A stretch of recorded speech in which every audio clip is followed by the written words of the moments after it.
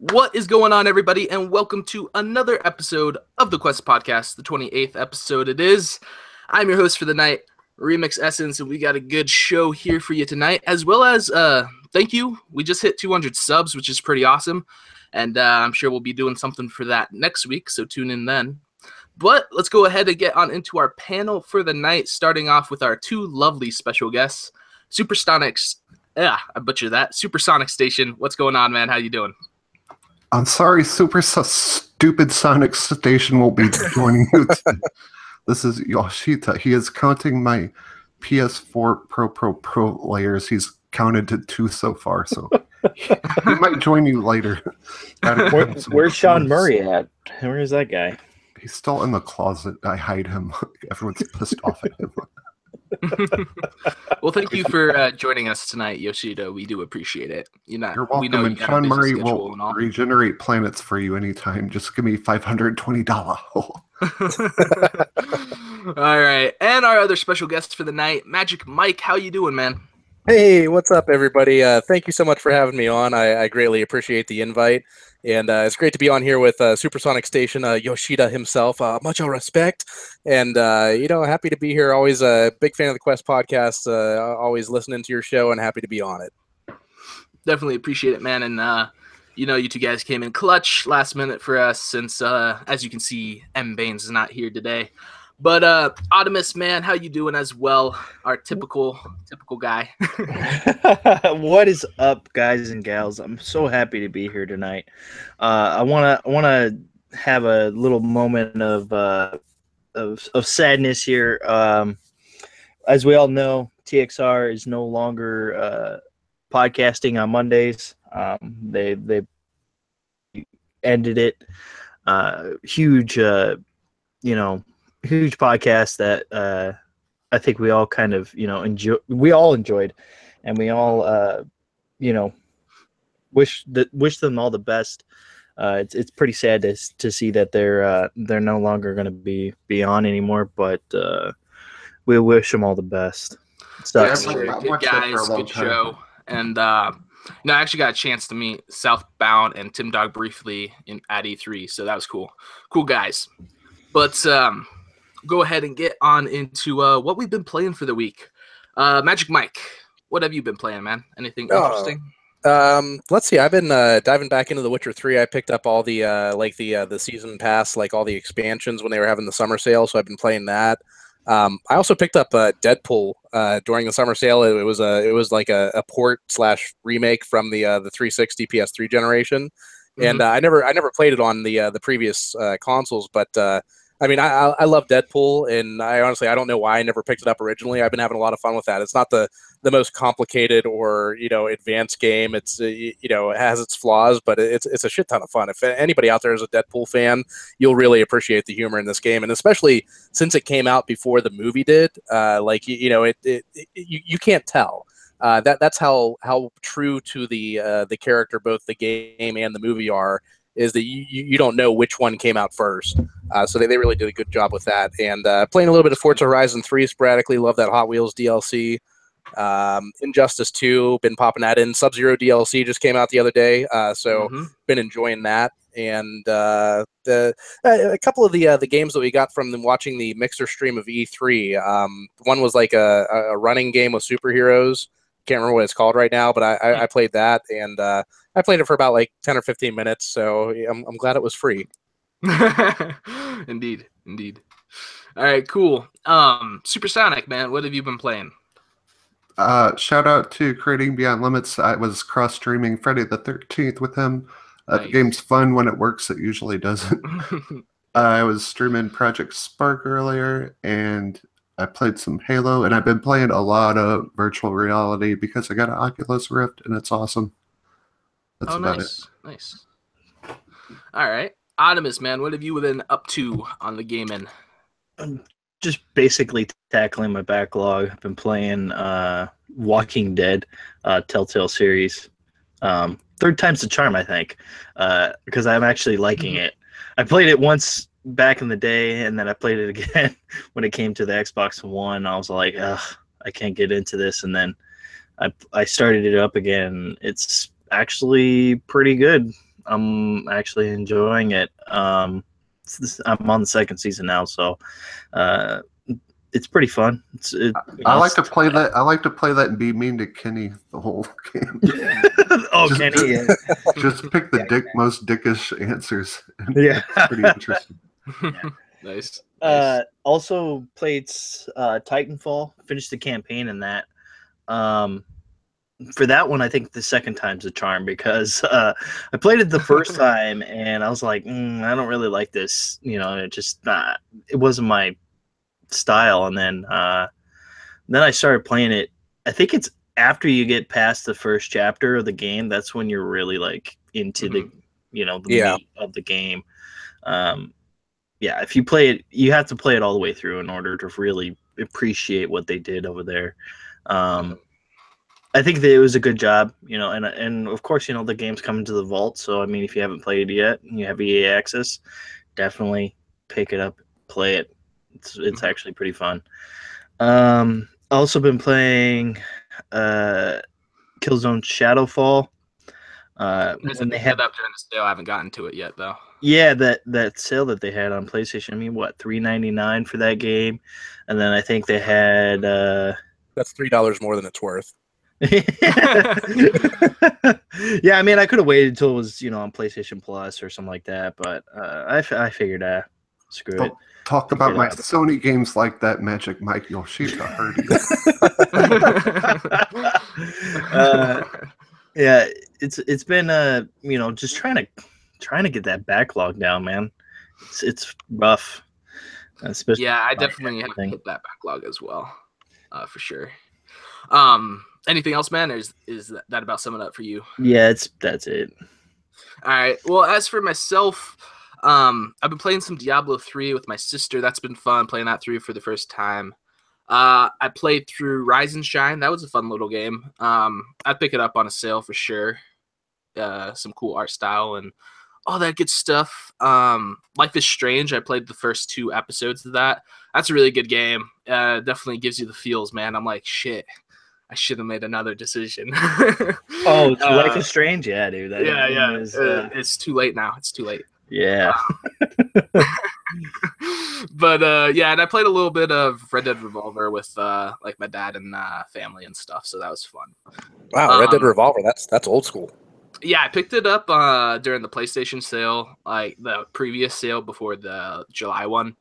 And because like that's the game that got me into gaming. I used to play that with my dad and sisters all the time. So is that like one of the PS2 classics? Yeah. Okay. Yeah, they had, I think, like a whole big Rockstar sale because there's a bunch of Grand Theft Autos and stuff on sale as well. But yeah, that's what I've been up to. Other than that, I'm not getting into too many games just because I've been gone. But definitely need to dive into that backlog of mine as well. But we'll go ahead and get on into these topics for the night, starting off with what do you guys think that Resident Evil 2 needs to fix from the original game to, make it a better game and worthwhile? You're talking about Evil Within 2, right? I was going to say, Resident Evil 2 is far superior than the first game. Evil Within 2. Yes. Blooper. But, I am looking forward to that Resident Evil 2 remake that Capcom keeps saying they're making. Yeah, they keep saying that, but we'll see. But to answer your question on Evil Within 2, I think the camera, they really have to use, they have to fix that because, I mean, they made it more old school, Resident Evil type of, camera angles and things like that. And, for this kind of time frame and the way we live now and the games that we play now, it's actually really outdated. See, no, I thought that was one of the game's strengths. Really? I mean, well, okay, so a little bit of history on Magic Mike. Resident Evil and Resident Evil 2 were probably 2 of the first games that really drew me into hardcore gaming. Before that, I would consider myself more of a casual gamer, and those were the games that really they were the turning point for me. And those fixed camera angles, especially for the survival horror genre, they really added to the atmosphere. They added to the tension. So think about Resident Evil 4. It was a great game. I'm not trying to dismiss that in any way. but the horror aspect really took a step back, and it became more of an action game from Resident Evil 4 going forward. The move to first person with Resident Evil 7 I thought was a great move, because it then gave you that more confined view where you added to that tension again. And I just felt that the fixed camera angles and in wonky things like that, that's just kind of like true to the survival horror roots that the genre is from. And that to me is what I want out of a survival horror game. It's I don't know. It's just, it all comes down to preference. I can see where you're coming from, right? But I just think that for the play style that it was going for, it fit perfectly. Yeah, and I could also see that you're speaking from the aspect of an older man. No, just kidding. But you have good point there, Mike, that the camera angles are kind of nostalgia, and it kind of gives it that more atmospheric horror-esque feel to it. But for me, I think if they do, because the gunplay too was kind of a little wonky a little bit here and there too. I think that they should kind of step the game up with that, which I'm pretty sure they will. Because they did that with Fallout 4 when they had from Fallout 3 to Fallout 4, because Fallout 3 was kind of like really wonky controls with you almost had to use the VATS every time you shot somebody. But here, with Evil Within, I think they'll definitely step up their game and make something really special for us. Yeah, I mean, the camera angles are the biggest complaint I hear. I haven't played the first Evil Within myself, but that second one does look pretty good. I might have to pick it up, even though I'm not too into the horror genre. Well, I think you should probably play the first one. Yeah, maybe. Well, I've actually watched it. I watched a playthrough on YouTube a while back, but I might have to pick it up. We'll see. Supersonic, any thoughts on any fixes Evil Within needs? Yeah, I really like the first one. I definitely think they need to turn up the graphics like a lot, because the game looks like shit pretty much. But I really like the game, and if you're gonna make a horror game, like, try to make it scary at least. Like, the main villain isn't scary like whatsoever. I never got scared in that game. It's supposed to be a horror game. I like all the psychological horror and stuff, but I want it to be scarier. I want it to do really good. So, yeah, I got my fingers crossed. Yeah. All right. Any other thoughts on Evil Within 2, guys? I'm excited for it. That like I said, that game is kind of up my alley. So, I really enjoyed the first one. I didn't play it when it first came out. I actually played it pretty recently. Actually, She-Wolf, she was the one that told me that she enjoyed it and thought that I would really enjoy it. So I went out and picked it up, and I really liked it. But I get what you're saying, Supersonic. It wasn't really a frightening game. The horror was a little lackluster, and I hope they do step it up in that department. Agreed. When does that come out? I forgot. I think it's in fall. October, I do believe. Can't remember the exact date, but it does have a date. Yeah, it comes out in October. I think it comes out like the week after Shadow of War, I think. So that's going to be kind of that's going to be tough, man. October is filled with a lot of good games, but Bethesda's other game, Wolfenstein's coming out right then too. Yeah, it's around that same time. So it's like, geez. It's funny. Right. Every year I say, like, okay, this is the year that fall is going to be like the heaviest fall I've ever seen, and then the next year it's just like, nope. Okay, this fall is going to be a heavier year. Like, I mean, we just keep getting, taking a line out of the IGN PlayStation book. There, it's hit after hit after hit. We're getting some really good multi-plat games coming out, and I'm happy to see that. It's a really good indication that the games industry is strong when you keep having big games like this coming out every year. Yeah, for sure, definitely, it is indeed striving. All right, well, what remains of Edith Finch is going to be coming to Xbox on July 19th, so that's not too far away. So that'll be cool. Any of you guys interested in picking this game up? For me, I'm not. Nobody. Just kidding. Yeah, not everybody go first. Yeah, I think that this game is gonna be something that a lot of people are going to pick up, but I'm not really into the walking simulator type of games. I know we had Firewatch and what was the other one? Gone Home. Those games, I have no interest in them. Well, wasn't there another one that recently was like a PS4 game that came to Xbox? Everyone's Gone to Rapture. Didn't that come over to Xbox as well? I don't know if that came to Xbox at all, but I think that one's more of a, it's a puzzle game. Yeah, you're more of detecting. You're more right. It's kind of like Myst, is what I've heard. Yeah, I'm not really into that stuff. For me, Edith Finch, I kind of have to like brush up on what it's all about, but I kind of forgot about it. So now just seeing, it pop up again, that it's having another release, I remember it. And so I'll take a look at it, see if I want to pick it up, but I don't know if I will. No, I understand that it's not, what typical gamers look for. It's much more of a laid back experience, and for as much flack as walking simulators get, I do enjoy them during the right times. Like, they're not the type of game I'm going to play on a Friday night when everybody else is online, but like, instead of watching Netflix or something like that, a game like Firewatch, it's a really good alternative. And if you're looking for that narrative experience, so I'm excited for this to come out. I know that it got a lot of positive reviews, and it kind of like Gone Home. I felt bad that I didn't get to play that when it was out on PC because I heard so many great things about it. And when it got announced for Xbox, I was really excited to pick it up, and I did. I haven't played it yet, and I really need to do that. But Isn't it like an hour and a half long game? Yeah, no, exactly. So that's kind of where I get that, like, Netflix analogy from. These games, they're much more of a narrative experience. Speaking of Netflix, Chicken Spaghetti said Netflix has 91 Emmy nominations. Oh, that's awesome.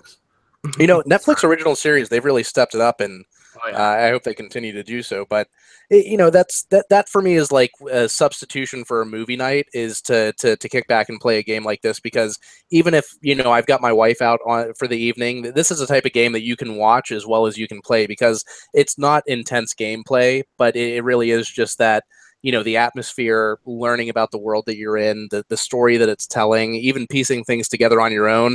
You come away from this game, and some people will have a different interpretation of events than what you had. It's a lot like a book in a way. So you have to look at it at that approach, where it's more of a story that you're experiencing, instead of it being like a game like Titanfall or Halo. You're not going to have that involvement in the gameplay, but you are going to walk away with your own personal experience, and that's what I like about these types of games. That's understandable. For me, I don't like the whole, I guess, the whole puzzles, figuring things out is cool. Like, I like that kind of stuff, but if it doesn't have any action in it, come on, man, I ain't gonna play that. I gotta have the action, man. Yeah, I mean, if I was 5 years old like you, I'd feel the same way. Hey, if you're going to call me old, I'm going to throw it right back at you. That is true, yeah. Remember, that's just Optimus talking, not Remix, just wrong. We did have this talk, like, it was just me and Magic Mike, and he was like, because I got the quest emblem up, and he was like, is it, people always mixing us up, Optimus, god damn it. It's true, man. A lot of people do compare this to like Firewatch and stuff, and I did not think I would like Firewatch whatsoever, but I played it and I liked it. And I saw, like, I looked at some gameplay of this and some reviews and stuff, and this is gonna sound weird, but I've been playing a lot of VR, and this looks like a perfect game for VR, so I kind of want to wait for it to come to VR to experience it. What a fraud. Yeah, I'm like VR nerded out. He's a early whatever the hell it is. So early adopter. Yeah. Trying it out, man. Give us the info. Greatness awaits you all, I promise. Hey man, Gamer, he's been loving his PSVR, so he's making me a believer. I'm not going to buy one yet, but I have a feeling that when I do buy one, I'm going to enjoy it, as long as I don't get sick from it. See, that's the thing. I think racing games in VR are probably the thing that I want to try out. That's the biggest thing, because I mean, being able to be, immersed while you're driving is gonna be perfect for that kind of game. First-person shooters, things like that too. I want to say one thing about the motion sickness thing. I get motion sick so easy. I get car sick. I get motion sick. Sometimes, like even in Destiny, if I'm like in a cave and can't see anything, I'll feel like I'm gonna throw up. If I play Doom, like I get motion sickness. I've tried this thing for like the Oculus Rift for like 12 hours straight. I've tried it. I've tested it under different things: sober, drunk, hungover, headache, migraine. I've never on any game gotten motion sick whatsoever. Well, and I think that's good to know. It has a lot to do with the frame rates, from what I understand. So, like, especially with an Oculus, you're running that off a PC. That may not necessarily translate into what somebody's going to get from a console VR experience. And yeah, I mean, honestly, as much as I want VR to succeed, whether it's on the Xbox One, the Xbox One X, the PS4. I think it is like the next step in the gaming medium, but I don't think that console hardware is there yet. And I think that for PC hardware, you've got to have a pretty good rig to maintain that steady frame rate. And I think that's what makes the big difference. Not too much. I think like the Xbox One X would definitely handle the Oculus Rift. I think they'll probably get it to work on it. So that would be pretty cool if they do. I think they will too. I mean, they have it because the X is supposed to support multiple headsets, like lots of headsets, not just one. Well, now we heard that like a year ago, but we didn't really hear about that too much these past couple of months.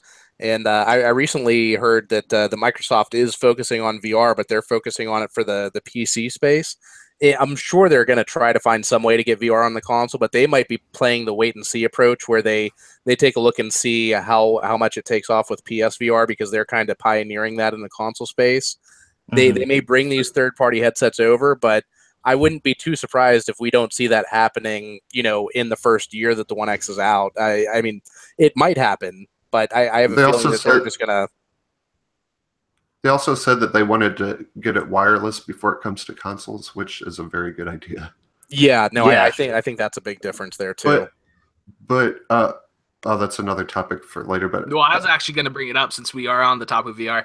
That the Oculus Rift is $399 right now. Yes.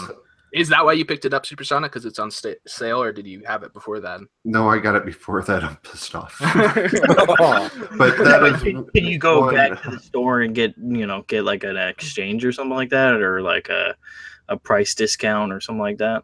Yeah, a lot of places will do like a 30-day price match. Yeah, usually they do that. I think it's been over that, but yeah, that's a really. What are they usually like? 700? I was thinking 600, maybe 500 though. Yeah, but you get the headset and you get the Rift controllers, and it comes with the Xbox controller, which I don't know why, but yeah, for $399, that's amazing price. It's super cheap. If you're on the fence about VR, the Oculus Rift, now is the time to pull that trigger before they take that sale away. That is so cheap. I mean, you can go buy a PS4 Pro and a PSVR, and it's going to be just as much. So now is the time to grab it, because even if you have like a crappy PC, you can always buy a part for it or something to boost it up. It doesn't take that much to run this thing. And it's so cool. It's so immersive. You're 100% immersive in these games.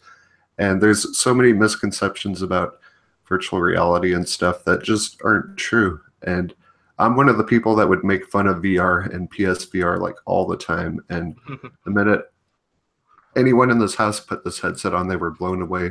Like a non-gamer girl, a teenager, older person, old lady, like everyone's blown away. And the social thing is really cool too. You can hang out with people. They got multiplayer games, and it's so cool. Like playing these games, totally 100% immersed in these games. It's awesome. Yes, that's cool. I definitely there's this place that it's like a VR arcade, and my sister and her boyfriend went. They said it was really awesome, and I mean, my sister's not a real big gamer. Diablo's like the only thing she likes. So yeah, I definitely want to go down and try it out. Because I'm like you, I get a real bad motion sickness just from like the car and stuff. So yeah, that's probably test it out. That's just it. You got to try it out. Like try to go to Best Buy or something just to try it out. I mean, you're gonna be blown away. It's freaking crazy. Remix there. When you say VR arcade, now this is going to make me sound like an old man again, so hold your tongue, Audimus. But I remember going to arcades and like, I mean, I loved going to the arcade, but the smell, I mean, there was an odor to every arcade you went into, and you can't deny that. So going to a VR arcade where you know a bunch of sweaty gamers have headsets on, and then you know you're next in line, you put that headset on after the guy that you know normally plays like Dance Dance Revolution and you know gets rid of like 2 pounds of water weight while he's sweating it out there. I don't know. I like it. I'm sure it's great. I'm not trying to like you know dismiss it, but like I don't think that's something I'm gonna look for. Yeah, well, I mean, I'm sure they put I don't know if pads or something arcade is on. necessarily the right word for it. They might call it an arcade. I don't know, but you know, I think it has like their own rooms. I'm sure like not that many people go. I don't know. I mean, my sister went. That might be even worse if they have their own private rooms to do VR in. Like, you know, there's a lot of VR porn out there. I don't know what they're doing. Why is the floor so sticky in here? I don't know. Mop it up. I don't know. But yeah, I'm gonna check it out for sure. It is definitely helping, like you said, bring back arcades because those like VR arcades along sitting aside regular old arcades, they're starting to pop up everywhere now. It's pretty cool. It's pretty exciting. And I do not expect this to replace a console. I just want to put that out there. But it's just a different experience than a console. But it is a must try experience. It's awesome. What do you do at a VR arcade when you want to take on the next battle? Do you like put a quarter on the headset of the person wearing it? Like yeah, I got next. I'm sure it's a pass.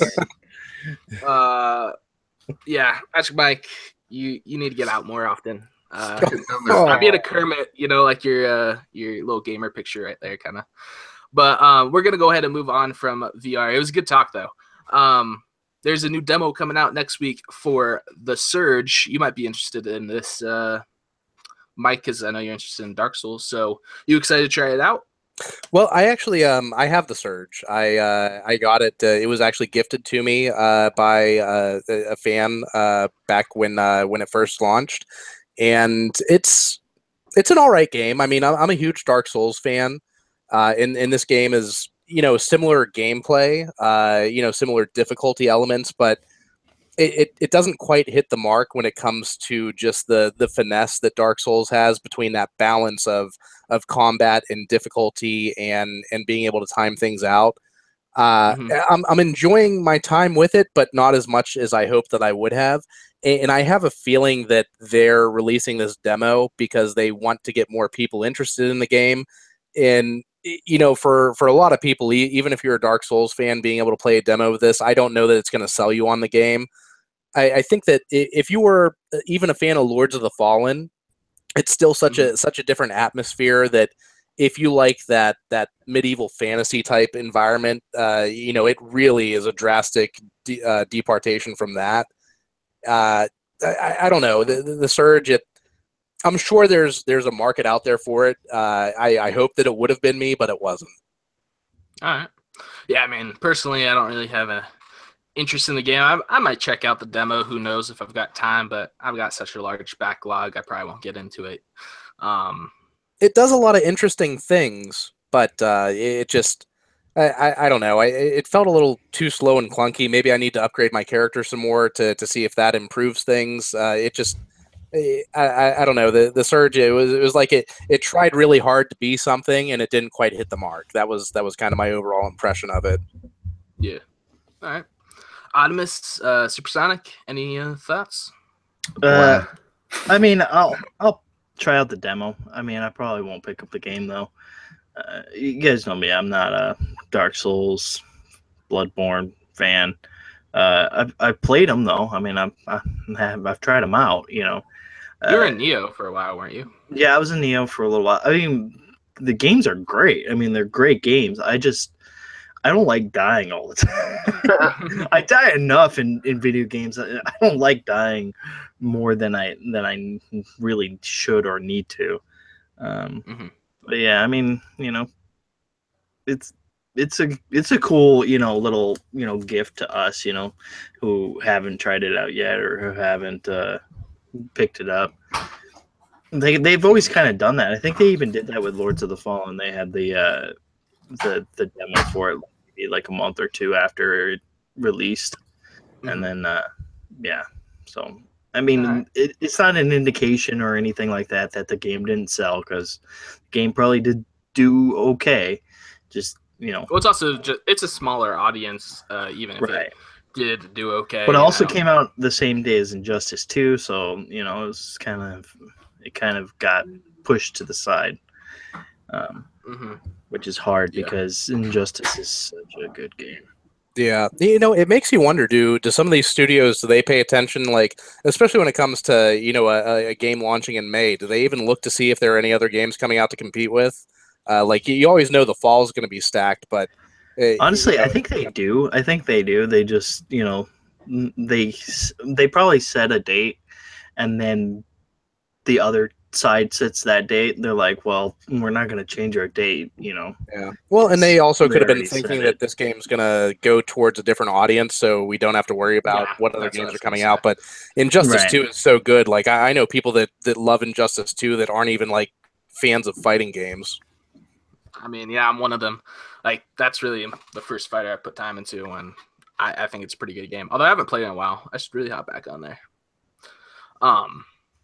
All right. Well, if there's no other thoughts on that, we'll go ahead and move on to the next topic, which is this is actually Resident Evil this time. Resident Evil Revelation is getting a Xbox One and PlayStation 4 version released on August 31st. It's about damn time, because I think this game was on the Wii, the Wii U. It was on PSP. Didn't it start out on the 3DS? I think it started out on the 3DS. I think it was a 3DS game, actually. Mm-hmm. I know it went to a couple of the other portable games. I think it went to Vita, and I think it went to PSP as well. I'm not too sure. But yeah, we got the sequel to it. We just never got the first one. So I was just like, well, I haven't played the first one, but I played the sequel. Is it a remaster? I think it is. I think it is a remaster, but the second one is awesome. So I'm kind of excited to play the first one, because I really enjoyed that second one. I know it's a little different. I know it's probably going to be completely different than the one that the sequel to it, but I'm definitely going to pick it up. Was the second one actually made for the consoles and not just for the portable devices? I think so. Yeah. I want to say the second one, had like more of a multi-platform release. Mm-hmm. All right. Well, I know. Which is shout out odd. to Iceman, big Resident Evil fan, so I'm sure he's excited to get his hands on this. I'm kind of on the same boat. I loved the second one. It was really, really good. I was mad that I couldn't play multiplayer online, but I had a really good time with the second one. I've never played the first one, so I'm pretty excited about it. So I love Resident Evil. Cool. Some Resident Evil fans here, I see. Oh yeah. All right. Well, How can you not be? You know, I've never played. Except your freaking remakes, and he's like, I refuse to play Resident Evil 7. I refuse to play it. I'm sure I'll play it at some point. It's just not at the top of my I was list. like, bro, I'll buy it for you. And he was all like, Wow, getting loud. You haven't played Resident Evil 7 yet? no, he's No. like, Oh my god. The SuperSonic's leaving the Google Hangout right now. He's like, I can't beat you anymore. He's God. All right. Well, one of the Destiny devs said something along the lines like, "We hope fans get mad at how much like story content we have," but I don't think that'll be the case. So obviously, probably some PR talk, but they remark it's going to have a lot of story, which is exciting, as well as we've got a beta coming out July 21st. So, you guys excited for Destiny 2?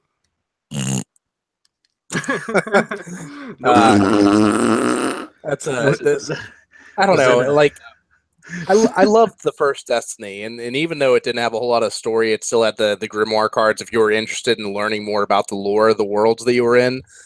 But the nickel and diming that Activision did to the fans of that game, the amount of DLC they came out with, I mean, so I bought Destiny and I bought the season pass because I really liked the game once I started playing it.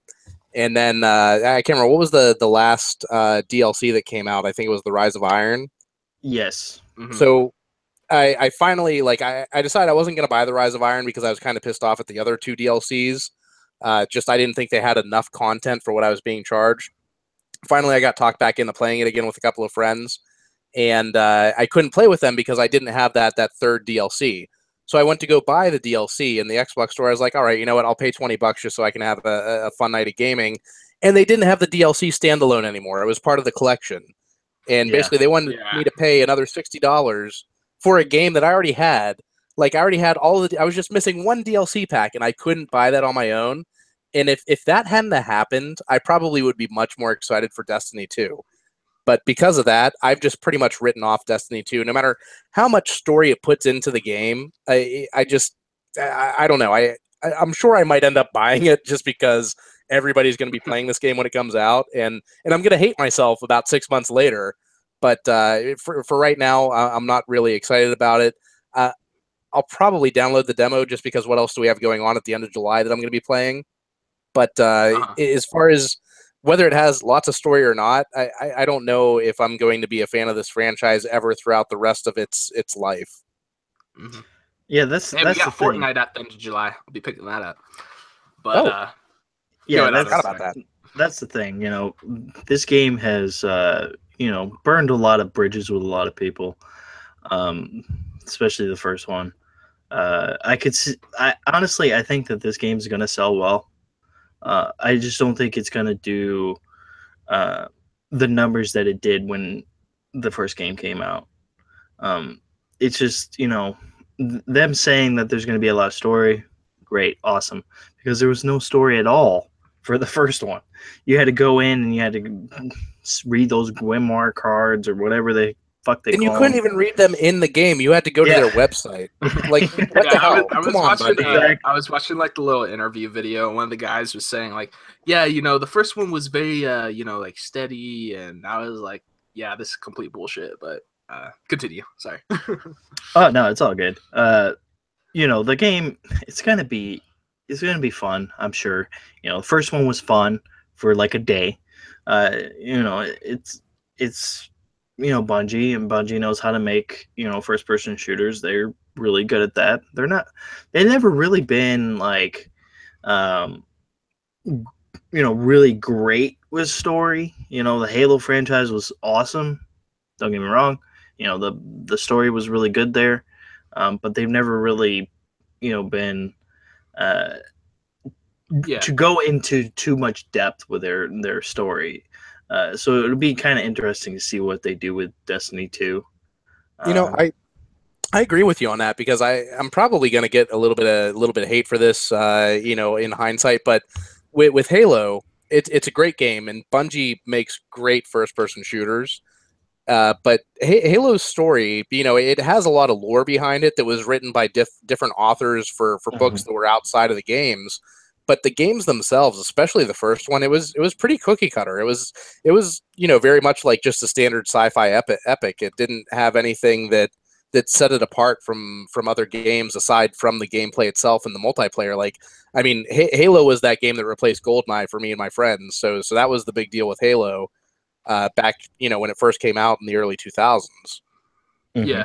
But yeah, you're right. You are a big guy, Master Chief, mowing through aliens and the Flood and all sorts in the first few games, for sure. Right. It was Halo 4 was really where I felt like we had a departure from that cookie cutter mold, and the story started getting more involved. And Halo 4 is when 343 took over the franchise. So, Autobus, you bring up a great point there. Like, Bungie just may not be that great at crafting a narrative. Yeah, and that's the thing. Fallout 4 Halo 4 was absolutely awesome campaign-wise. Absolutely great. Their story was spot on with F343. And then, if you look back on some of the story for 1 to 3, you're kind of like, well, Reach had a really actually pretty good story. So that's why I'm kind of like, thinking to myself that Destiny 2 will have a pretty decent story. We'll just see.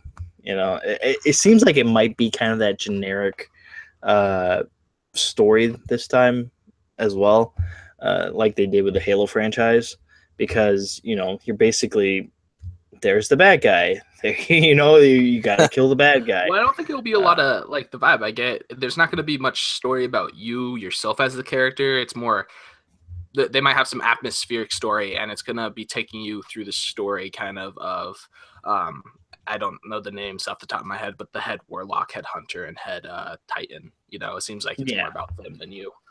Yeah, but I could also see, you know, the main villain. You know, he kind of looks like a big fucking.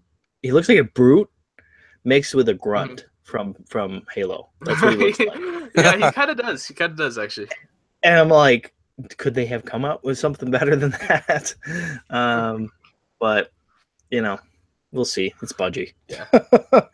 Well, it'll be interesting. I wasn't nickel and dime because I didn't buy the first one, so I know if I do pick up Destiny 2, because I bought it like 15 goddamn times.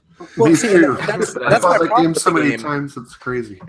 You know, it basically punished early adopters of the game because, you know, you could get everything for the price that you paid for the base game if you would have waited a year or two.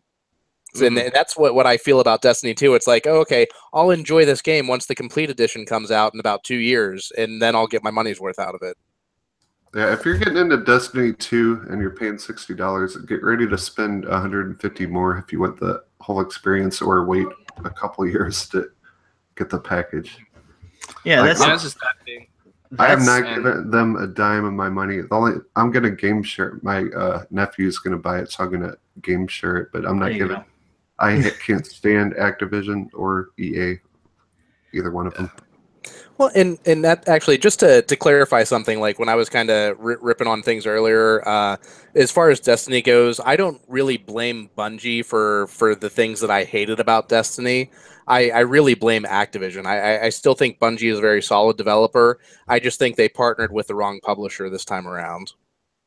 Definitely. Very much. Yeah, Activision has never been the greatest out there. You know, they're always... I think, you know, a money-hungry company. So, well, especially since now they're really big into, you know, microtransactions and things like that. I that's what I feel Destiny's gonna go towards. You know, I mean, I know the first one had it, but it was mostly like emotes and things like that. I think this time around they're probably gonna bring in like what they did with Call of Duty and bring in supply drops. Yeah, honestly, I think they're gonna do that. I don't know why. I just do.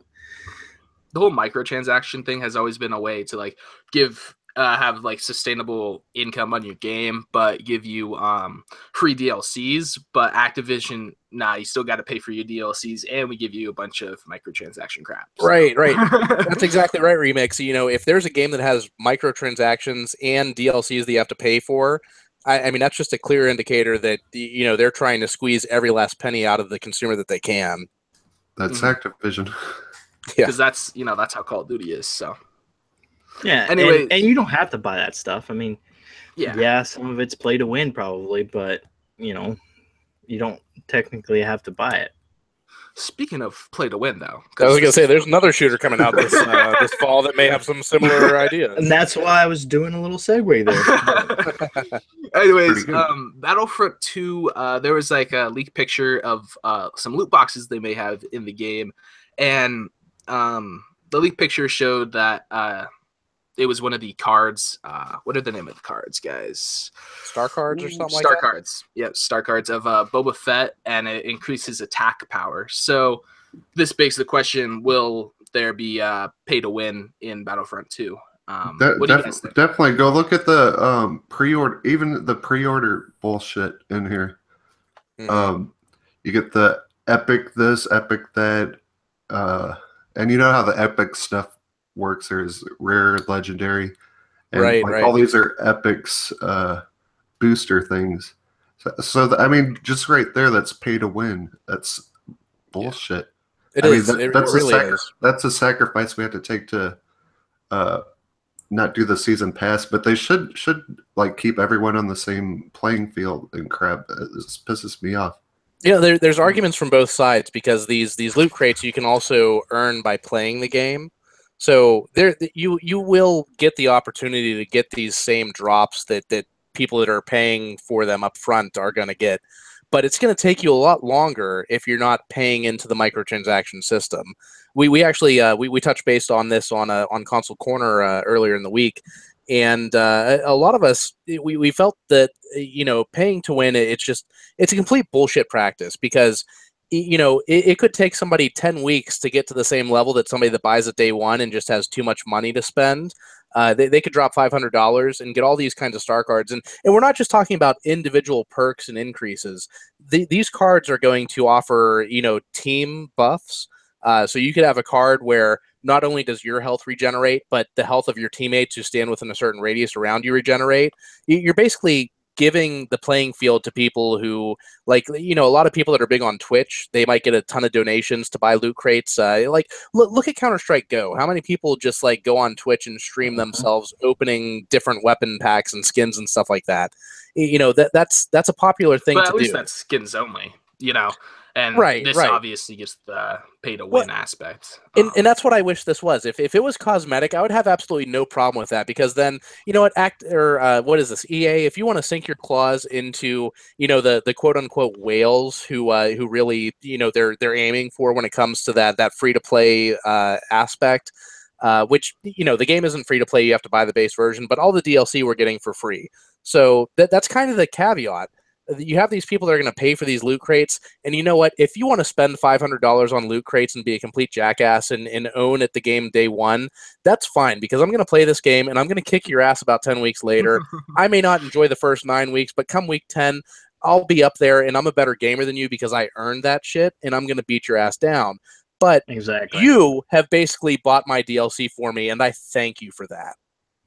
Yeah, and that's the thing, what you said is absolutely spot on, because these guys, they're going to be playing this game for 10 weeks, right?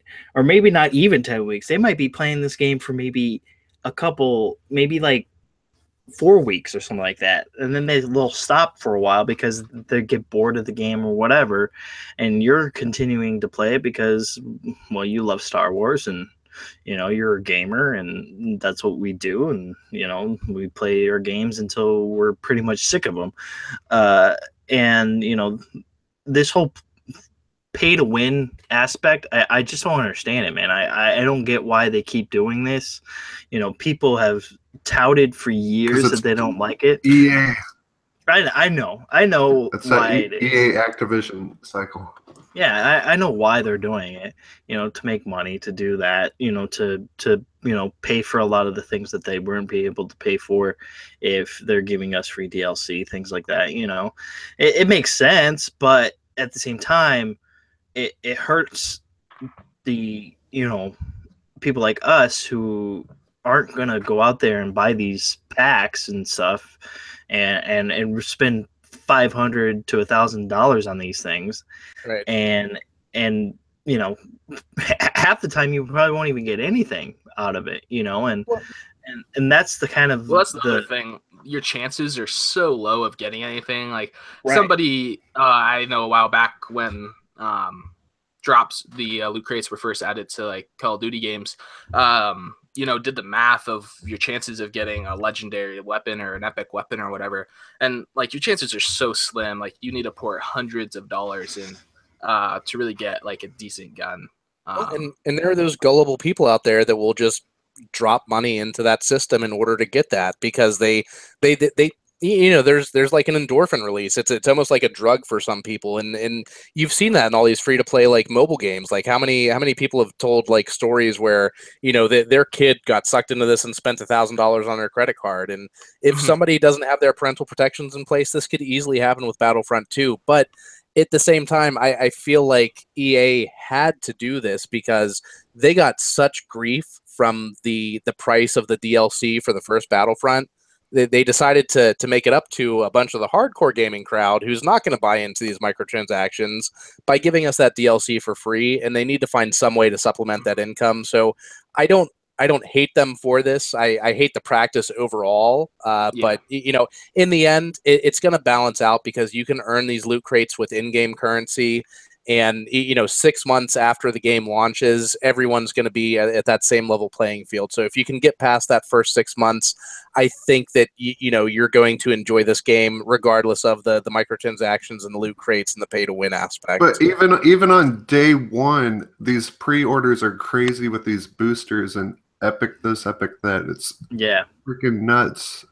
It's so pay to win. That's the most anti-consumer thing out there. It's going to break the game. What do you guys think is worse? Pay to win. Now there's only going to be so many weapons in the game that you can buy, right? But pay to win or spending money for DLC content for maybe like 4 maps 4 times. I think I'd rather have DLC content. I'd rather pay for the DLC content than have pay to win, man. I think everybody on the same level of playing field. I mean, I suck at every fucking game anyway, so it doesn't matter. It's just wrong for them to try to gouge us for, just so we can win at a game, especially since we're really, hardcore gamers. They know we're not going to play that stuff, a year from now. We might play it, here off and on, but we're going to be playing something else in a couple months after that, or maybe, Well, that's the thing with these shooters. Diving into something else, Like this should have been all cosmetics, because there's so many Star Wars fans that would buy these skins just for cosmetics. They should have left amazing. Not only because Star Wars, but look at CS:GO. I'm a huge Star Wars fanboy, and if they were to come out with something like a Darth Maul, but wearing like a Jedi robe instead of a Sith robe, I would pay $5 for that. I know, right? Yeah. I mean, they didn't need to tap into this loot crate bullshit. Yeah, it should have been cosmetic stuff. If they want to do microtransactions, I applaud any developer that does cosmetic microtransactions, because the whole pay to win, it's just, again, I said it earlier, I'll say it again, it's complete bullshit. Yeah, you're going to get hammered with the Han Solo gun the first day you played. Remember? Well, yeah, no, absolutely. The DL44, that's a great example. I think, what was it? If you bought the season pass day 1, you got the DL44 unlocked right away. And in that game, if you bought the deluxe edition, that's what it was. Yeah, the deluxe edition. And I mean, that weapon was way overpowered, but you could unlock that weapon eventually, and just like these loot crates, you'll be able to earn them. That grinding to get to that weapon was so bad that Star Wars Battlefront grinding it takes forever. Oh my god! But they might have weapons that are loot crate exclusive as well. Well, I don't think they're going to do weapons. It's just going to be star cards. Star cards are what you get out of the loot crates. And they can have star cards that are loot crate exclusives, but anybody can buy those loot crates with their in-game currency. You just have to, look at Battlefield 1. You have to play matches in order to earn new things. So that's going to be the same way this is going to play out. Yeah. Well, hopefully, the drop rate on those aren't too bad either. Like sometimes in these games, well, like Battlefield 1, honestly, those loot crate drop rates aren't very good. So hopefully they up them a bit for the free to play player. Even people's ships, spaceships are going to be OP'd. They're giving out boosters for those two for pre-ordering and the deluxe edition. But I'm just going to wait probably a couple weeks and listen to feedback from people and see how bad it is, or if it's fair. That I don't know. I'm just going to hang back for a couple weeks when it releases. Stop your shit practices, EA. Right. Well, and one benefit that this game has is DICE is pretty good at balancing their games. They update them pretty regularly, and this is still being developed by the DICE team. So even if we have a bunch of overpowered star cards, I'm sure that after a couple of weeks, like what Supersonic was saying, if you want to wait a couple of weeks, wait until they come out with a couple of patches to balance things out, and you'll have a much better experience. Yeah. Yeah, because day 1, you're going to get fucking killed, man. Well, like Mike was saying earlier, I'll beat all your asses. So, what sucks is I'm really excited for the story. The story looks so cool, but again, I'm still going to wait. You're on my team. God damn it. You talking to me? Yeah, I'm talking to you. Well, yeah, but I'm talking about to the universe of other Battlefront 2 players. That's what I'm talking. One thing that I really hope they fix with Battlefront 2 is the ability to bring a party into the game and have more of a better private match system, because that was something the first game was really lacking. Only having one squad mate that you could spawn off of.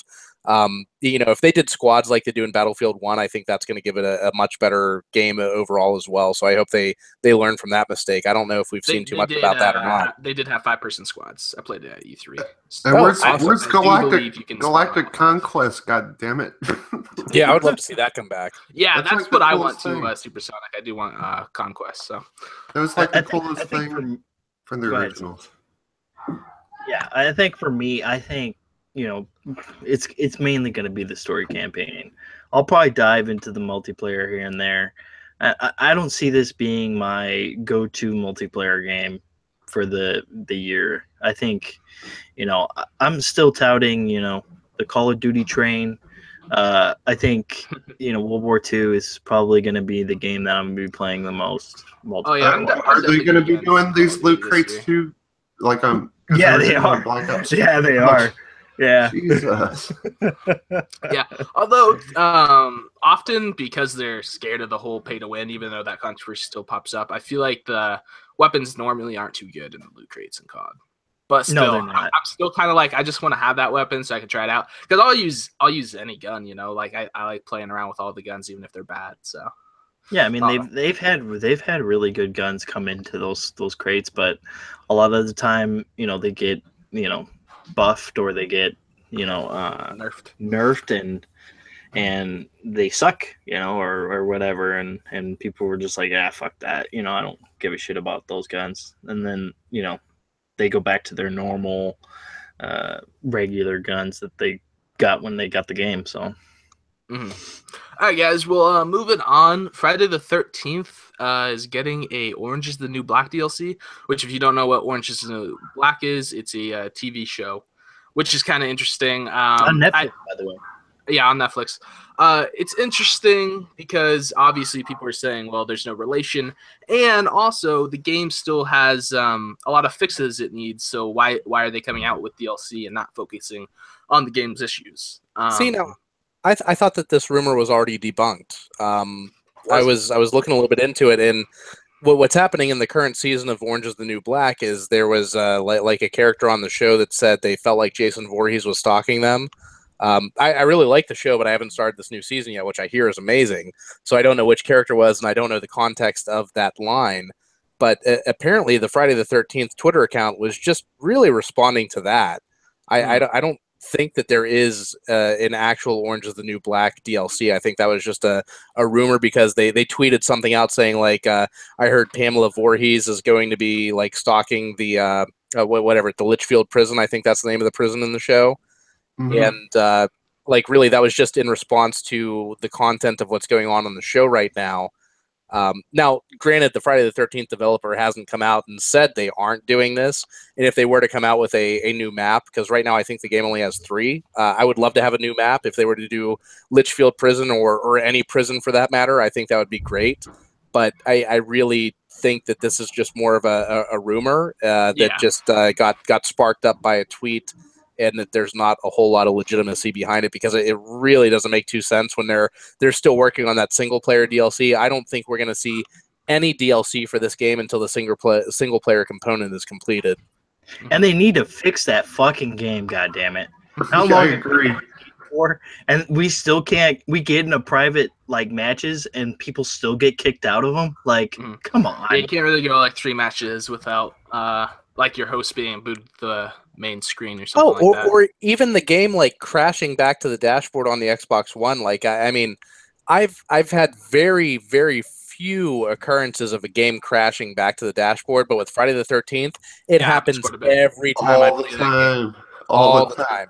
And that is not a problem with the Xbox. That is a problem with the game's code. Yeah. Yes. Well, it's also a bummer. Like, I've been streaming on Mixer a few times, and then you get booted to the home screen, and then your Mixer stops streaming. Then you got to restart it. Yeah. Which is also pretty crappy. Then it's like it's annoying. That game is annoying. I love that game, but I fucking hate it. It's a love-hate relationship. I think it's going to get really good. I think they're going to add a lot of good stuff to it, but they need to totally focus on fixing it. Yeah, I think I'm done for now with the game. I think I'm just gonna wait until maybe the single player campaign comes out and then play that. Yeah. I haven't Yeah. actually I played mean, it in a while. I haven't really I played love the any game, but I in a while. haven't played it in like a month. Mhm. Yeah, that's the thing. Like, I mean, it's kind of just died out now. You know, I don't think I mean, people are still playing it, but a ton of hype. yeah, it was just the hype of it. You know, people were like, "Oh my god, this game is going to be awesome," you know. And then the other one, Dead by Daylight, like that was dead on arrival, man. Like that game, as soon as that game came, people were like, "Yeah, I'm excited." People were so and then were tired over like, Friday the 13th that they didn't pick it up. Well, you know, I was interested in Dead by Daylight because I was like, oh, maybe this will be like a Friday the 13th type game that will be done right. And when I saw some people streaming it, I was like, no, they really didn't hit the mark there. Friday the 13th still feels and that game's superior been to out me. for a while too. They're both really fun games if you play with, like, it depends on who you play with. If you're playing with like friends or funny people, then both games can be really, really good. But yeah, Friday the they do 13th, different play styles. Gun Media, fix your damn servers, or at least ask Xbox if you can use your dedicated servers or something. Right, for real. Yeah, otherwise Yoshida's gonna come down to the office and put his fucking boot in your ass. Well, and that's the other annoying thing about Friday the 13th. Even if you don't get booted back to your dashboard on your console, whenever the server craps out and your game just quits, you don't get any points for that round. And that's why I can't go back and play it right now. Oh, I know. Like, I think the first like few days, I went back on there and I was like negative 5,000 points. I was so pissed off, and it's because I was getting kicked out of games, and it wasn't my fault. Yeah, that's crazy, man. You shouldn't be getting negative because of the fault of the game and the servers. Yeah, and it's still doing that, and it's, oh my god, it makes me so mad. Well, and there was this I just remember the last time I played it, there was this one round that I played where I got picked to be Jason, and I was killing like everybody. I was doing really good, and I normally don't do that good when I'm Jason.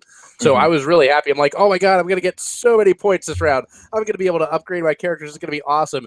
And then, like, right before I killed the last person that was alive, it crashed. I was like, there's been a few times where I've been like escaping to the police or in a car or something, and I get away. And right when I get away, the game crashes, you know? And it's like, yeah, God, exactly. I get all those points, you know? And it happens all the time to me. It's always when you're doing well that the game crashes. It's like, I feel like I'm jinxed when it comes to Friday the 13th. Which, that's ironic, because Friday the 13th is an unlucky date, so it's a jinx in and of itself. So maybe that's how it's planned. Right? Yeah, that's probably why it's so janky, is because it's named after, you know, a very bad day. Is it still this bad on all the consoles and on Steam, or are they just not giving Xbox? I think it's always worse on Xbox. I think it's just because it's on Xbox, and they I don't know. I haven't heard. I mean, I don't even know if anybody's playing it on PlayStation. I don't even think anybody is playing it on PlayStation, because I haven't heard anything about people playing it on there. Yeah, I heard people playing on PC, and they haven't had too many problems. But you know, PC, when it's a PC game that was turned to console, usually they never have any problems. But for us, we had problems. Dead by Daylight, that was originally a PC game. Yeah, I know, but they basically made Friday the 13th for PC. They didn't really. I mean, they made it for consoles, but they kind of did it. Speaking of Dead by Daylight, where's Michael Myers for that? Is that apparently that's coming out at the end of this month or next month? I think it's got an August release date or something like that. Yeah, it was supposed to come out when it came to consoles, though. Well, and then I heard another. Well, this is probably a rumor, but I heard that it wasn't going to come out until Halloween because Michael Myers Halloween. Ha ha ha. Yeah. See, that's the thing. Like, I mean, I would pick it up for that, but you know, I can't see myself playing that game for too long, because I saw people playing it. It was just like, no, not for me. Yeah. Well, it's definitely it's like more of a stealth-based game, but like for me, I just feel like maybe it's the fact that there's fewer people, because in Friday the 13th, I just feel like it's a lot more chaotic, and like everybody is like, you have a bunch of people in a party like going like blabbing their mouths, and you know, I don't know, it's just a different kind of experience, I would say, for a game. I think Friday the 13th is better, but the game's still broken. Goddamn it! That's about all I have to say about that. That's what everybody pretty much says. They love it, but it's broken. So fix your shit. But moving on, I know that you're excited about this Supersonic. PlayStation is getting a re-release of their social space. It's called Aurora. I believe it was on the PlayStation 3. So shoot, I love social spaces. We want all girls to come on here, and that's all. No, I think that's awesome. Like, I know Xbox is doing the same thing too. That's why they're revamping their avatars. I don't know if that's going to be just for like the dashboard or they're doing a VR thing. I don't know, but yeah, I think Xbox and Sony both need those social spaces because a lot of people love that. Like, I think was it on a PS2 or was it on PS3? I think it was PS3. Wasn't it called PS Home? Wasn't that what it was called back then, the social space? Mm-hmm. I think so. And you could like walk on your balcony and stuff like that. And Right. You could like you could make up like it was almost like The Sims for PlayStation, where you got to make your own little space and you could invite friends into it. Or am I completely confused? No, you're right. No, I think you're right. Okay. I was actually gonna like they're bringing that shit back. Oh God! I was gonna get rid of my PS4 Pro, but if they bring that back, I would be interested in that for sure. And I hope Xbox and PlayStation both do that because that shit's so fun. Social spaces are hilarious. Right. Well, I think, what was it, Audimus, when we were talking about Friday the 13th and whether it was being played more on the Xbox versus the PS4, it might have been Remix now. I can't remember which of the two you said it. And it's not because I get your voices confused. Don't think that. But somebody said like they don't think many people are playing Friday the 13th on PlayStation 4. And I feel that that's because Friday the 13th is a very social game. Like Supersonic was saying, it's a game that's much, much better with friends. If you're playing with randoms, it's not nearly as enjoyable as it is when you're playing with a bunch of buddies on a Friday night and everybody's had a couple of drinks in them. And with PlayStation, there's not... Whenever I've played on PlayStation, now I don't own one myself, so I don't know the full intricacies of its online environment. But whenever I've played one over at my brother's house, it doesn't seem like there are that many people chatting online. I don't get that same social impression that I get when I play my Xbox One. And with the PS3, when it came to the home environment, I pretty much thought that they turned off the servers because not enough people were using it for it to be worthwhile for them to keep them turned on. If they are bringing it back to the PS4, it makes me wonder, why did they ever turn this off? Why didn't they just keep this enabled and carry it through into this generation? That probably would have given it a better stronghold on their user base than it is coming out. What is it now? Like almost, we're like into the 4th year now since the consoles come out. Mm-hmm. Well, that's the whole thing with PlayStation Plus is that now you have to pay for it. Before you didn't. So, before I think it would be more acceptable for people if it wasn't as good, because it wasn't as good. But now it's like you expect to have high quality chat. That's like the biggest thing. That was my first impression when you hop on the PlayStation. Is it sounds like you're in a tunnel, and like some of the things like that. It's like I'm paying for this service. The chat itself is actually free, but those are things that you hope to be fixed up, because I know people that'll hop on Discord or Google Hangout or use Xbox chat while playing PlayStation games together. So yeah, I mean, I think it's mainly because the party chat in Xbox or Discord or Google Hangouts is just better. You just have more of a just because I mean, I don't mind it on PlayStation. Like PlayStation has an decent, enough chat where you can, talk to your friends and stuff.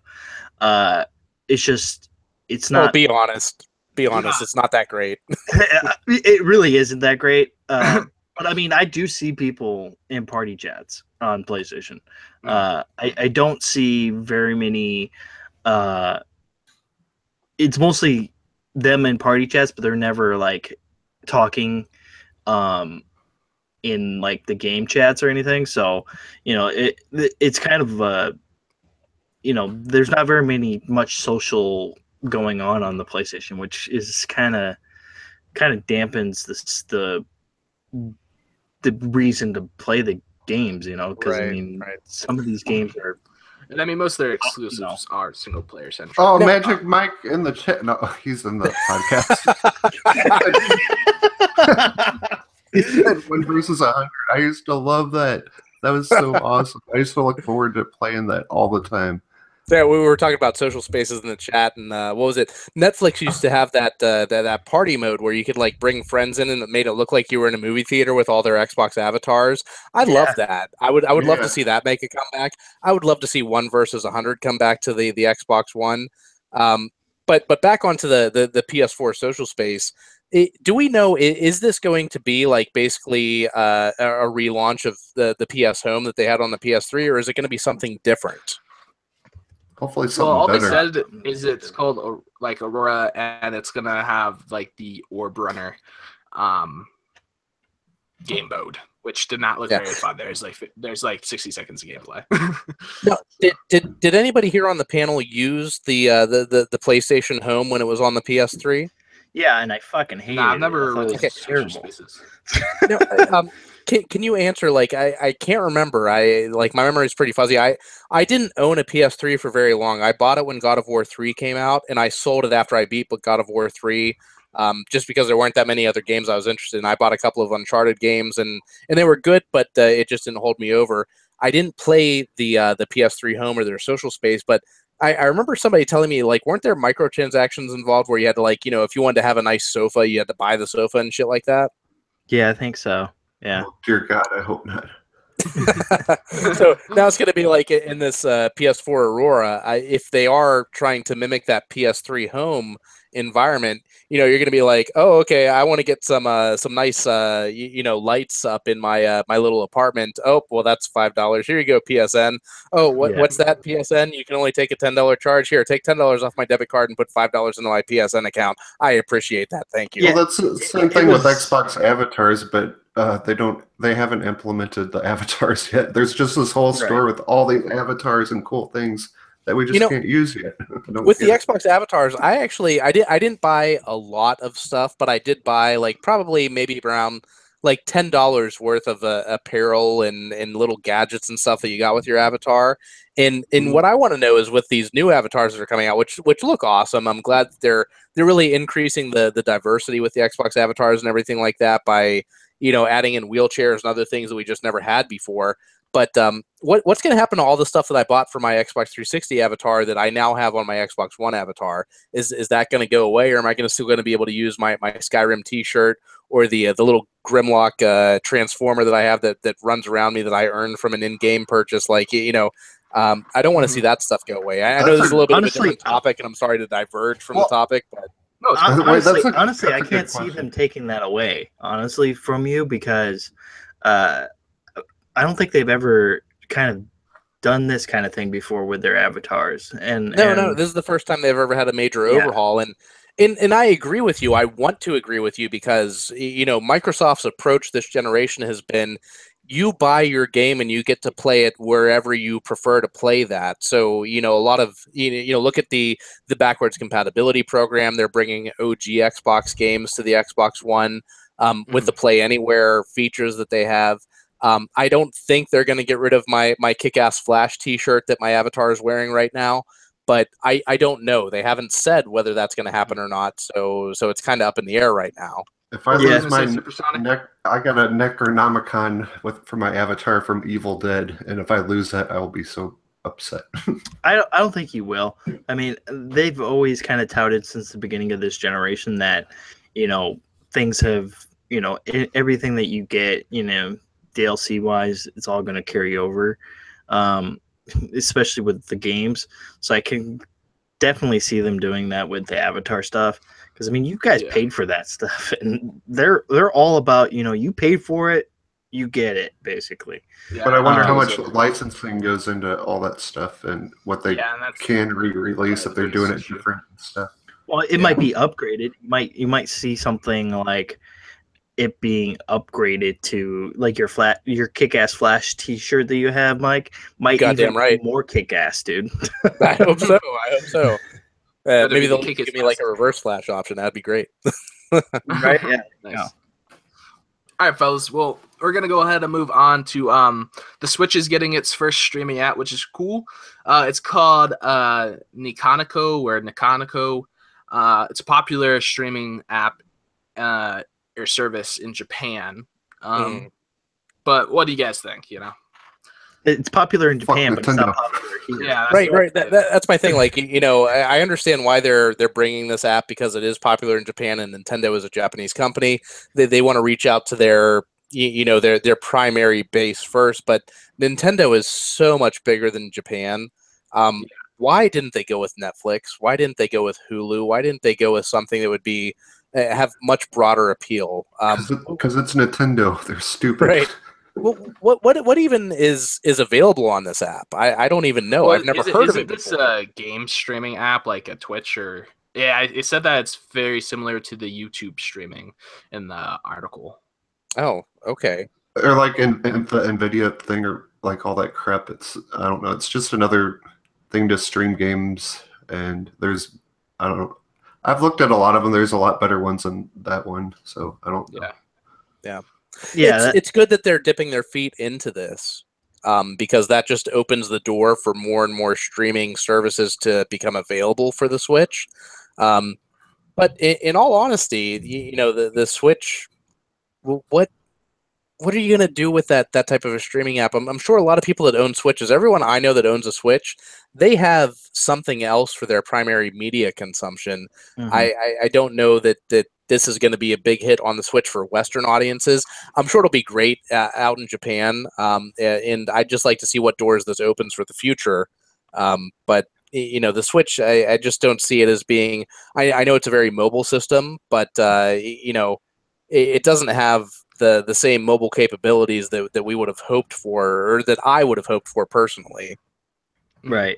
And Plus, honestly, I don't see anybody, like you said, you know, having more than just the one console. You know, I only see everybody I've talked to, they all have the other consoles as well. You know, like for me, you know, the nobody out Switch there that is doesn't have secondary just the platform. Switch. Do they even have YouTube on Switch? I don't think so. No. Well, They- they they were do gonna have do- Netflix, don't they? They have Yeah, I Netflix. think they have Netflix, but I don't They think do? they have YouTube. Yeah, I do You believe. You sure about that? I'm pretty positive. Yes. Okay. Like 99% positive, you know. But well, I don't know. You guys tell me. You may not know either, but can't you still use external like streaming? So like you could use Twitch on your computer and stream Switch games from there. Or no? I'm not too sure. I don't know how they work that around with the Switch. Well, like, I mean, if you had a capture card, you could probably Yeah. like stream your Switch to Twitch. Yeah. But I don't think you can watch somebody else streaming. Like, if you were to, you know, like, does the Switch has a web browser, right? I am not sure. I don't own it. I haven't really looked much into it. The Switch has broken handles and broken cases, and you got to have 8,000 wires to play with someone online on an airplane. Oh my god, that's Strangling the craziest people. thing is this phone app that's coming out for the in-game chat and that kind of stuff. Like, have you guys seen the configuration for all the freaking wires that you got after that? It's worse than PSVR. It's pretty bad. It's worse than, like, somebody needs to send Ryan McCaffrey a picture of the Switch being hooked up to their cell phone to do voice chat, because if he complained about the what was it, the Kinect adapter for the Xbox One S, then I want to know what his input is on the Switch voice app It's that's going to amazing. be It's coming out. Nintendo. It's amazing. Oh yeah, absolutely. It totally gets a pass. Meanwhile, you know, other people are just picking up their cell phones and doing people the same are going to shit. be like, What are you doing over there? if there's anybody walking down the street playing their Switch that's doing a multiplayer game, it's going to look like they're wearing a freaking Proton pack, because they're going to have a backpack with like 10 different wires sticking out of it. It's like MacGyver shit, man. Speaking about walking down the street and playing your games on the go, Logitech, Liquid Sky 2.0 beta just came out for Android, so it says that you can play pretty much any game on your Android device and hook up any controller, although it said that normally don't use Bluetooth controllers because they have some more connectivity issues. That sucks for people who have a Windows Phone. Oh, well, I know don't you have a Windows Phone there, Mike? I had one at my previous job through work. Yeah. So I had like my own personal line, and then I had my work line, and I had a Windows Phone on my work line. And let me just say this: that Windows Phone, regardless of the lack of apps that are available on the App Store, it was one of the best phones that I'd ever used. Now I actually. My previous job was working for the cell phone industry, so I got to upgrade my phone every 6 months. I got to try out tons of different phones, and the Windows Phone that I used was the most stable phone. It was the best operating phone. It was the phone that always worked when I needed it to work. The only downside to the Windows mobile operating system is that there was not a large app marketplace. So yes, this what is it, the Liquid Sky app, it's not coming to Windows Phone. Who's surprised about that? I mean, how many Windows phones are still out there nowadays? It's coming to Android, that's great, but Liquid Sky, I mean, I'm not a fan of PS Now. I'm not a fan of streaming games. So as awesome as Liquid Sky is, if you're on a budget, if you want to play the newest games with the best graphics possible, and you have a hell of a great internet connection, Liquid Sky is great for your PC. But when it comes to the cell phone market, if you're in a metropolitan area with congested cell phone networks, which I can actually speak to because, again, I worked at a cell phone company as a data coordinator. I worked on basically trouble tickets that went through to congested cell sites to see what was the problem with them. It's not a great solution for people on the cell phone. I mean, honestly, who wants to play like Crysis 3 on their cell phone? Are you going to carry around a wireless mouse and keyboard and plug it into a freaking tablet while you're walking down the street or on the train? No, you're not going to do that. Liquid Sky or is controller. Good. If you've got like a cheap ass laptop and you can't afford a major gaming rig, and you've got a great internet connection. But if you don't have a great internet connection, streaming games isn't going to be a great solution for you. As far as mobile goes, I don't understand that whatsoever. I mean, if your gaming addiction is that bad, buy a goddamn PC and play your games on that. Don't stream them to your cell phone. That's kind of ridiculous. What's the price tag on the subscriptions? I'm just curious. Do you guys know? I don't know. I have no idea. I don't. No. But, all right. Well, any other thoughts on the Liquid Skies, guys? No. It's stupid. All right. Well, then we'll go ahead and move on to Logitech, man. They have bought up Astro for a whopping $85 million cash. Give me a moment while I pour a couple of shots in the ground for all my Astro homies that have just died from their high quality hardware. Exactly. This is a terrible deal. This is absolutely ridiculous. I cannot. Well, those Astro fellas are fucking rich, but if you want Astros, you better get them now. Because when they come out with the new ones, they're going to be probably shite. So. Well, that's the thing. Like Logitech's always one of the things the article kind of mentioned was Logitech's always mainly geared towards PC as well. So and obviously Astro has been a really great console headset as well. Like they have the Xbox One special mix amp for the A40s and stuff. As well as I feel like Logitech's headsets, they've just never been up to par. They've always been kind of crappy. But Yeah, that's the thing. Like these, I mean, Logitech has had a couple of pretty decent headsets, for the PC. I honestly cannot see this deal going good for Astro or for Logitech. I honestly see it going way south, and we're gonna be looking towards other headsets that are high end. If we want a high end headset, I'd be looking towards maybe Steel Series or something like. I don't know if they're still in business, but I think Titans was a big. Titan, yeah. Well, so Turtle Beach, something like that, Yeah, like Logitech, like you were saying, Optimus has always been more of a PC, hardware manufacturer. But I'm sorry. Was it you, Remix? Yeah. I just completely Mooch was totally right. Anyway, thanks, Mooch and Crap. When it comes to Logitech, yeah, I associate them more with PC peripherals. Astro, I've never owned an Astro headset, but I've heard amazing things about them. The headset that I use right now on my Xbox One is actually the Turtle Beach headset that I used on my Xbox 360. I was able to carry that over. I didn't have to upgrade. It's still in good shape. It's starting to go a little bad. I'm hearing a little bit of static in it every time now that I turn it on. So I was thinking about getting a set of Astros. Logitech, I've had bad experiences with them when it comes to PC peripherals in the past. My only hope is that with Logitech acquiring Astro, maybe they're going to bring on a lot of the Astro employees, and that's going to help improve Logitech's hardware quality overall. I don't know if that's going to be the truth. I don't know if that's what's going to happen. Maybe Astro is going to have a huge downgrade in their hardware quality. Well, yeah, that's but the other end of the spectrum is, maybe Logitech is going to get a huge uptake in the quality of their hardware. Maybe their headsets are going to continue to maintain that positive momentum that Astros have right now. Yeah, that's the big thing for me. Like, that's a valid point, but that's what I'm probably most worried about is hopefully the Astro quality of their headsets doesn't go down due to us buying them out. Because, I mean, I've had my A40s, I think, since at least 2014. So for 3 years, getting 3.5 years, like, strong, and they still are great. And, like, I'm rocking a Turtle Beach set from 2011.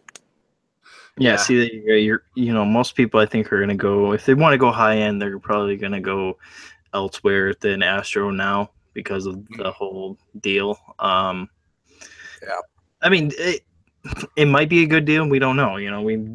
I just don't see it going anywhere but south. All right. Any other thoughts, Supersonic? Maybe. No, I just don't know that much about headsets to comment. I have the Gears of War headset. I don't even know what brand it is or anything. So I just go to a store and like try them out and see how comfortable they are. And I don't really look at the brand names or anything. Honestly, this news makes me think that I might get a pair of HyperXs instead of a pair of Astros once my Turtle Beach headset finally dies, because I feel like HyperX might have better support in the long run than the Astros will. I think that's what these are. That sounds familiar. Yeah, the HyperX. That's what the Gears ones are. I'm pretty sure. That's like, I think Lady Foxfire has the Gears HyperXs. Yeah, these are comfortable as hell. Yeah, I think HyperX is probably going to take over the headset market when it comes to consoles. I think Turtle Beach will still be there, but yeah, I don't have the highest end HyperXs, but personally, I do like my Astros more. Yeah, I love my Astros, but with this whole thing, what they're doing, it's kind of like shit. Maybe we should buy them all up and then sell them on eBay in 4 months. Yeah, we'll come into the market. You'll make some money, I'll tell you that, because if these are going to be flying off the shelves after, buy them for what, like the next 300, pair, 350, sell them for 500. Yeah, if the next pair come out and they're total crap, people are going to definitely be buying up the old ones on eBay or Amazon or wherever they can find them. Yep. All right, fellas, well, moving on. Stranger Things Season 2 got a release date for October 27th. So that's pretty exciting. I love Stranger Things. Same day as I absolutely love that show. I can't wait for Season 2 to start. I'm counting down the days. Yeah. What were you saying, Anonymous? Same. It's the same day as a lot of things that are coming out. I think Wolfenstein comes out on the 27th. No, I think it's Assassin's Creed that comes out that day. I don't think Wolfenstein. Well, no, actually, you're right. Yeah, Wolfenstein does come out that day. So it's like it's like, dang, we're gonna get a lot of stuff on that Friday. If you're not playing games, you're definitely gonna be watching Stranger Things. I've only watched a couple episodes and I got distracted by that 13 Reasons Why show on Netflix. Oh, you have to go back and finish the first season. It's so good. Yeah, you do. I'll check it. I might do that tonight. He got distracted by. Dude, I did watch that show for like 2 days straight almost. I have. I did watch that 13 Reasons Why. Definitely definitely watch Stranger Things though. Way better. Yeah, well, you know what? If I hadn't watched the first season, what really would have sold me on the second season was in the trailer that they came out with earlier in the year. All the kids were wearing Ghostbuster uniforms for Halloween, and if anybody knows me that well, they know I'm a huge fan of Ghostbusters. So that by itself would have just made me be like, oh, I gotta watch this show. These kids are like me. Nice. Yeah, I like all the 80s stuff in the show. I'm going to watch that tonight. Thanks, guys. You're going to get me to binge watch it now. You're very welcome. Dude, I've been like binge watching stuff. You should think Mooch and Crap the last couple weeks forever. Thanks, Mooch and Crap. Lots of different shows. But you know what? When I got my new 4K TV, it's one of the Samsung KS8000 series, so it has the HDR. The very first thing that I did as soon as I got that TV set up is I started watching Stranger Things all over again because it's one of the 4K HDR shows on Netflix. Oh, and I wanted to see like HDR TV. I'm gonna watch it in here then. Oh yeah, no, watch it in HDR. It's really good. Too. I'm gonna do that. All right, cool. I'm excited now. Well, moving on to the last topic of the night. I know myself and Optimus, I don't know if you guys have seen it, but Spider-Man Homecoming. We're going to give some thoughts on that. No spoilers. So yeah, I was going to say, no, there won't be any spoilers. Yeah, there won't be any spoilers. All right, then Optimus, this is going to be me. We'll just do a quick 2 minutes on this. What were your thoughts on the movie, man? It was awesome, man. Finally we get a Spider-Man movie that, is worthy of the name Spider-Man. I know the Tobey Maguire movies were great, but, the third one kind of fell off. I even think the sequel was kind of, was okay. It was kind of boring. The Andrew Garfield, I never really got into him. I was kind of like, I don't know about this guy being, Spider-Man. Oh, blasphemy. He definitely looked younger than, Tobey Maguire. Tobey Maguire looked like an old man by the time he did Spider-Man. He captured the character of Spider-Man perfectly. He wasn't a great Peter Parker, but he was a great Spider-Man. Mm-hmm. Yeah, my sisters were like, "No, I'm not going to see the new Spider-Man because it doesn't have Andrew Garfield." Well, you have to see the new Spider-Man because it's really good. Tom Holland really captures both Peter Parker and Spider-Man. Yeah, and they get the whole teenage thing down. Because speaking of, Tobey Maguire being older, this is like an actual full teenage cast, and my mom pointed that out, and I thought it was, a good point because, it just gives you more of that feeling. It's not a bunch of fucking 25-year-olds playing 15-year-olds. So. Right. That was one thing that all the other Spider-Man things haven't gotten right. All the other previous movies. I'm really excited to see Spider-Man Homecoming because I'm a huge Spider-Man fan. I love the comics. I've read the comics since I was probably about maybe 7 or 8 years old. And I mean, I have like 3 boxes full of amazing Spider-Man comic books here right next to me right now. So I can't wait to see this. And Tom Holland, he did a great job in Captain America, the Civil War movie. I can't wait to see Homecoming. I don't know when I'm going to see it. This is the biggest conflict with me right now being on Console Corner is that Console Corner is on Tuesdays. And Tuesdays discount night. Exactly. Tuesdays are discount night at my theater as well. And, being that I have kids, like Spider-Man is a movie that I would see with my family. So this past Tuesday, guess what happened? I was doing Console Corner. My wife and kids went to go fucking see Spider-Man Homecoming, and I was fucking pissed. But I'm sorry. I would have been like, see you guys, I'm going to go see Spider-Man. No, I'm trying to figure out when am I going to go see this movie. My brother was asking me about it last night. He was like, hey, do you see Spider-Man yet? And I'm like, no, I haven't seen it yet. I don't know when I'm going to get to see it. I'll probably see it when it comes out on video, which will be like, in probably another month or two because things come to Blu-ray and digital like so quick after they come to theaters. So I can't wait to see it. I might sneak away and see it. Like, I don't know. I'll take a half day off work and see if I can go see it one day. But Tom Holland, he has sold me on his portrayal of Spider-Man just through Captain America Civil War and through the basically like all the trailers I've seen. He looks like he's really doing a great job. So continue to discuss. I just had to jump in real quick. Well, Michael Keaton, everybody knows, plays the villain. He absolutely does a fantastic job. He's absolutely, he that guy can play pretty much anything, man. I tell you, that guy is very talented actor. He's been around for a long time. And he's been in several superhero movies, besides just this one. But I think this movie definitely brings, it's going to definitely bring a sequel, and and I think fans Marvel are have interested.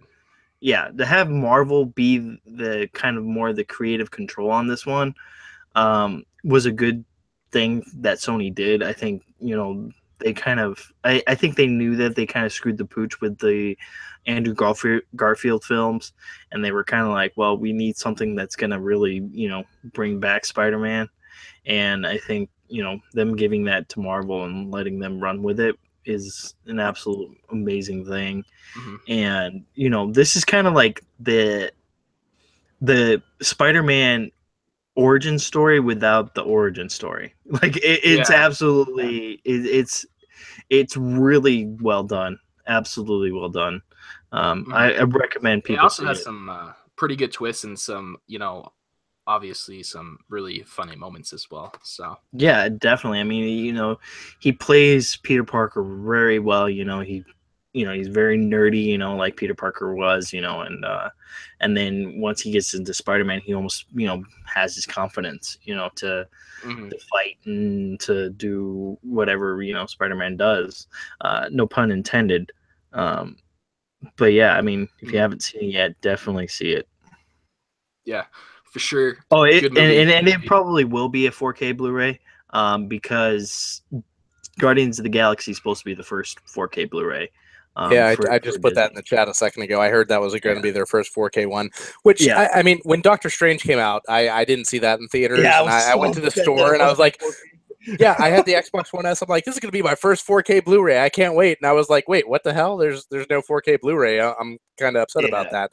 So I ended up buying it digitally through the Xbox Movies and TV app, because when it comes to HD, like, I've got a good enough internet connection that I'll just, buy any HD quality movie off of the Microsoft app, because I know there are a lot of collectors out there who like having cases on their shelves and stuff like that. I'm not one of those people. I keep all of my movies down in the basement. I have to come down here to grab my Blu-rays, so I just buy digital versions of movies all the time. But when it comes to 4K Blu-rays, those I will purchase. You're going to get a much higher quality off of a physical medium than you are going to get from a digital distribution. For right now, yes. so hopefully, for right now, and until I decide to spend more money on my internet download speed, and let's hope to God that net neutrality becomes a thing, because who knows what's going to happen there with that. But that's besides the point. That's an entirely different topic for another day. Well, that's the thing. I think this movie will come to 4K Blu-ray because of the fact that it is still Sony that has the rights, the publishing rights. Yeah. Awkward I think silence. Optimus got cut off there, but we're gonna go and stuff. So yeah. Well, nobody heard anything you said, Optimus. So. No, what? So, something about this movie would come to 4K and then blank dead air. Oh well, yeah. I think the movie will come to 4K because of the fact that it is, it is Sony that still has the publishing rights to, Spider-Man, and right. It's not completely a Marvel movie. It has definitely feels like a Marvel movie though. Definitely just curious. Did either of you see the interview with what is it, Kevin Feige, and then the Sony representative? I can't remember her name, but where they were sitting together and they were talking about the Venom movie, and they were saying like they wanted this to be part of the Marvel universe, but then Kevin Feige was the kind of like, no. Yeah, no, I didn't see the interview. Oh, okay. It was really interesting because they're planning on expanding the Spider-Man universe to like what are they? They're doing a Black Cat and Silver Sable movie, and they're also doing the Venom movie, which the Venom movie is obviously the bigger one of the two. I don't know if they're going to be using Tom Holland in either of those whatsoever. But it's really interesting, like the whole licensing agreements and all that kind of stuff. I really just wish that Marvel would be able to bring everything back in-house, and not just Spider-Man from Sony, but also like Deadpool and the X-Men from Fox Studios. I mean, look at Fantastic Four. what is it? The Marvel versus Capcom, the new one that's coming out. There are no X-Men in that, and that's No, they're because of licensing agreements, and it's a huge detriment to the game. But again, that's kind of going off topic here. When it comes to Spider-Man: Homecoming, I can't wait to see it. They definitely handled the character right in Captain America 3, and I hope I get to see it before it comes out on 4K. I would love to see it in a theater, but I'm sure it's a great movie. I've heard a lot of great things about it. Yeah, make sure you stick around after like the little initial credits that they flash up there too. So yeah, no, I already spoiled myself on that. I have to watch those things. I'm not going to say any spoilers here, but I heard about what the end credit scene is, and it's pretty cool because they're going to be introducing a villain, hopefully in the next one, that hasn't been introduced before in previous Spider-Man movies, which is great because they did the Vulture with this one with Michael Keaton. And it looks like they're going with another character that we haven't seen before, which I think is really important. But I also want to see the Green Goblin come into the Marvel comic universe when it comes to the movies and stuff like that. I think he's a major player. He is kind of – I've always seen the Green Goblin as Spider-Man's like primary nemesis. Yeah, sure. he needs to make his way into it. It's tough because they've done the Green Goblin twice. With the Tobey Maguire movies and with Andrew Garfield, even though it wasn't Norman Osborn, it was Harry Osborn that was the Green Goblin in the Andrew Garfield movies. Green Goblin, like Spider-Man, just he's not complete without a Green Goblin. That's my own personal feelings. Yeah, well, you have to stay for the whole credits because there's two of them. There's not just one. There's two. Now, I heard the second one was kind of like a cheeky troll. Jesus, you guys know your comics pretty damn good. Nah, Supersonic, I'm not a big comic guy. I'm not an old person like all these guys. So, dude, I could do like an entire podcast going off of Spider-Man comics alone. I want Carnage. I used to play that Spider-Man game with Carnage. Oh, Maximum Carnage! That was a great game. Like on the Sega Genesis and Super Nintendo. Is that what you're talking about? Oh, hell yeah! It was awesome. Well, I think they're saying that Jay Fonz really just freaking slit your throat there, buddy. He said it was the Hobgoblin in that movie, not the Green Goblin. What? Wait. Fonzarelli, what are you talking about Hobgoblin? No. I thought Hobgoblin was a second. Hobgoblin had a gold mask, not a green mask. And, well, granted, okay, in The Amazing Spider-Man, he wasn't wearing a mask at all, but what? Yeah. I think he's actually right on that one because I think it was Mike. You're just not as big of a Spider-Man fan as you tout, huh? Okay, Harry Osborn was the Green Goblin. He was the second Green Goblin. You can't dispute that. It was an entirely different character that was the Hobgoblin. No, yeah, I'm just messing with you. So what would you two rate this movie from 1 to 10? Each of you. I'm just curious to see if I should go see it. Well, 10 being the best or 10 being the best. 10's always the best. Come on.